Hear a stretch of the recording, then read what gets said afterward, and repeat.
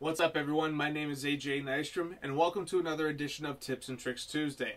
Today we're finally going to start getting into something a lot of you have been asking for and about, stick tricks. Before we get started with the tricks, I wanted to discuss the mentality I have regarding stick tricks. I think Thomas Lang said it best when he emphasized time, as in keeping time in a song. We want to twirl in time, toss in time, catch in time so we can ultimately play in time.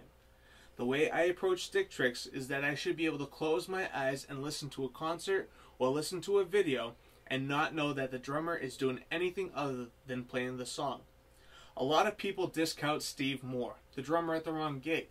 But if you close your eyes while the video is playing, you can't tell stick tricks are being performed. And that, in my humble opinion, is the mark of a true professional. Hats off to you, Mad Drummer. We'll be covering some of Mr. Moore's signature tricks in the coming episodes of Triple T. Today we'll cover the basic flip. The flip has two primary variations that I use in a few scenarios. The most common flip is the backward flip, where the head of the stick rotates in towards your body. Just a quick side note, please don't try to do any tricks while I'm explaining them, especially if the stick leaves your hand as it does with this one. Just because you're watching a super cool stick trick vids doesn't mean that the laws of gravity are suspended. Whatever goes up still must come down. Assume a regular grip on the stick, turning your thumb slightly up similar to the German style grip. When you do this, the stick should almost be horizontal with the head of the stick facing away from your body. Raise your forearm from the elbow, releasing the stick near the apex of the motion. Allow the momentum of the stick to carry the head towards you and continue to spin. Learn to identify the butt end of the stick, the end that you hold, while the stick is in the air. That's right, kids, you're holding the butt. You want to regain control of the stick by cradling it across the palm, as it would appear if you took your normal grip, flipped your hand over, and opened it. As you're cradling the stick in a downward motion, close your hand around the stick, assuming your normal grip.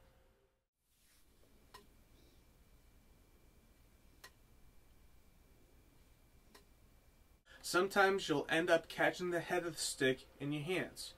If you're like me, you don't have a stick endorsement and your sticks are chewed up because you've been using them for the past few months, and this is going to hurt, and it's just not fun.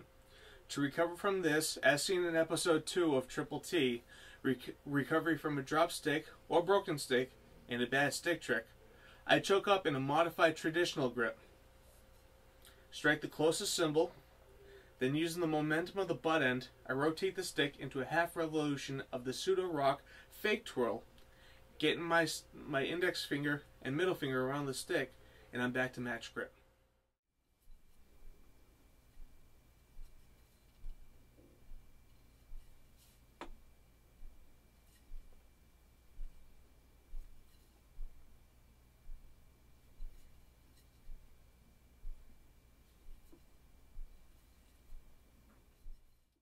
In the forward flip, the head of the stick rotates away from your body.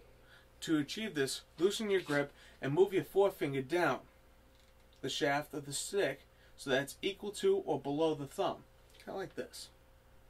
If you raise your forearm, or as you raise your forearm, allow the head of the stick to lag behind. As you reach the apex of the motion, simultaneously release the stick and sharply follow through, projecting the stick upward and rotating away from your body.